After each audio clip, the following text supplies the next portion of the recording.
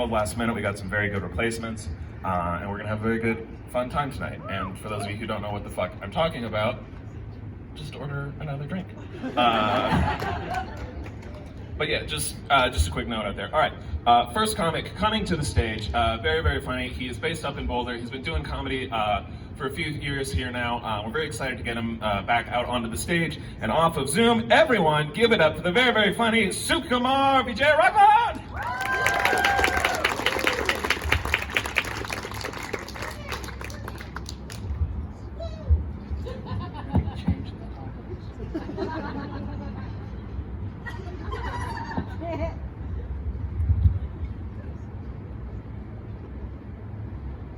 It's okay, I don't know you either.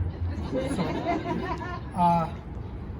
today is going to be an experiment to figure out if jokes that work on Zoom actually work in real life.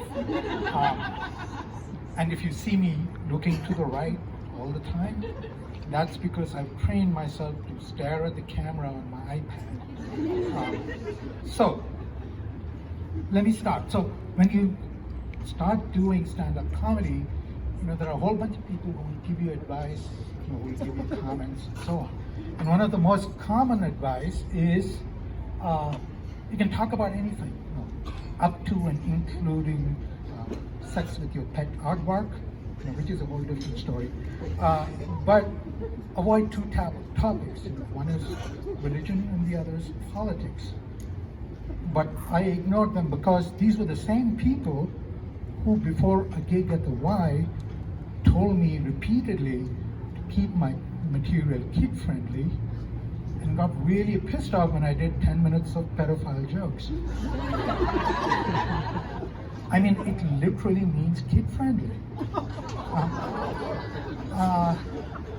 So, what I do today is talk about both politics and religion. I voted for Donald Trump. Okay, and the reason I did was because before the election I got a whole bunch of texts from him, his family, everybody around him, and it almost looked like he was directly addressing me, and he was talking to me. And I'll read out one of his texts so that you get a good idea. Remember my birthday? Okay, so here goes. Dear Raymond. So for those of you who are wondering, my name is not one of those whose pronunciation is completely different from the way it is written. I'm neither Irish nor Welsh. What's the matter with Siobhan? In what universe does Siobhan become Siobhan? Anyway, but then I realized what he was doing. He was a great man, and what he was doing was giving me a white man's name so that I could get ahead in life.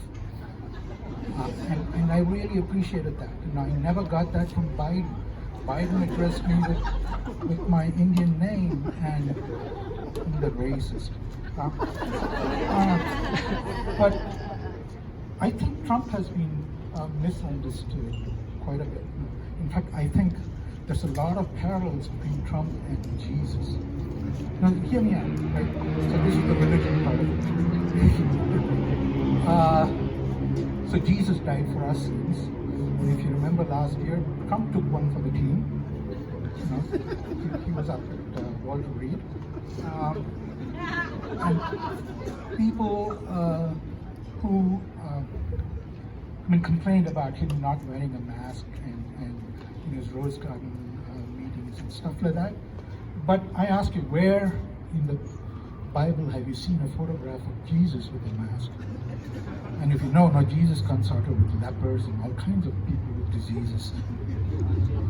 And I know what you're saying, that, obviously not, because at that time there was no photography, right? But you guys have been brainwashed by the fake news. Photography has been with us ever since life began 6,000 years ago.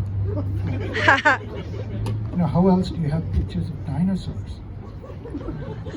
So, the other thing they say about Trump is that He never pays for what he owes. But I ask you, in the Bible, where do you see the credit card receipt for the Last Supper?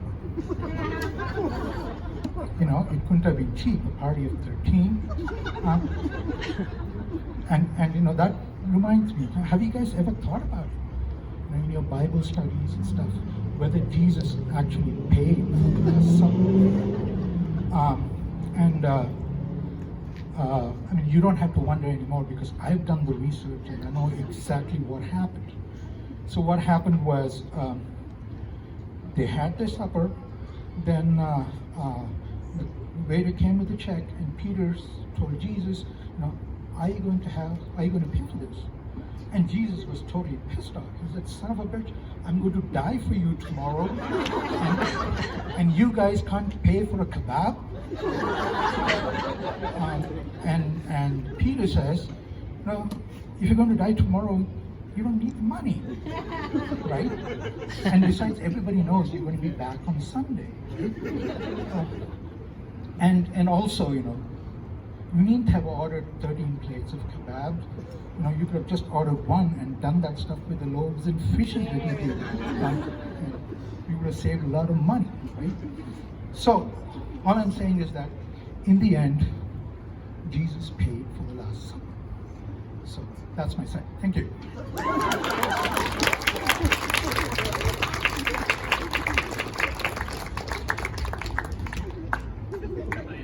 Sukumar, everybody, give it up for him. Let him hear it.